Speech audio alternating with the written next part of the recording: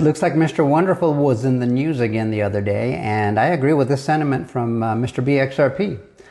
XRP does fix this. Check it out. How revolutionary this is for the economy, but not just the economy, because the economy feels far away.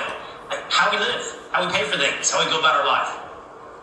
So, in the last 9 months, lots has changed. Number one, we had regulation on stablecoins, which is effectively digital payment systems. That's very important. It's now law and legal.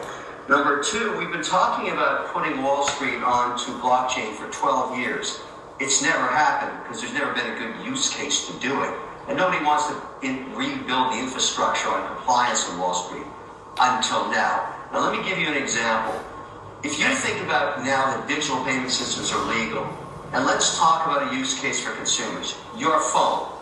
Now, if you could be right beside your favorite coffee shop, or pizza joint, or burger joint, and simply say, large Mac, mac and cheese, fries, that's it. That's all you have to say. Now, why will that work? Because your phone, through AI, knows where you are, it knows where they are, it has a digital payment system on chain, and it sends that $4 order in a nanosecond right to the register there. They know who you are, so when you walk in a minute and a half later, you pick up your burger, or your slice, or your coffee, or your groceries, or your dry cleaning, or anything you want. The only thing holding us up on this vision, but believe me, there's a lot of people trying to solve for this, is the blockchain itself. Ethereum, everybody knows that name, and Solana is also popular over the last 3 years.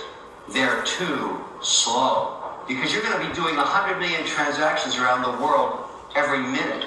And that's going to get very stuck on those chains. And that happened a couple of weekends ago in Ethereum when all of a sudden it was just a mess when it had a big correction in the digital markets and the crypto markets. So we've got to build off that. And that's coming soon. But I'm really excited because the Clarity Act will be law probably in the next 90 days, further defining the law towards this vision I'm giving you. Okay, let's talk in the future more about this. I get it, and I can see how you use the cryptocurrency of any sort, stablecoin or whatever it may be. If you can get a blockchain that processes a bunch of transactions at once, to your point, I can see how you pay for stuff, your everyday interactions. I'll be curious as we move in that direction, Kevin, what the effects are on inflation, the lack thereof, the controlling of inflation.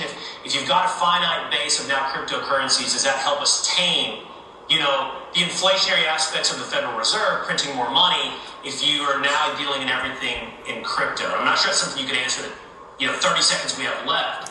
But I think that's fascinating now if we all almost inadvertently move away from the dollar and what effects that has on the inflationary aspects of the dollar.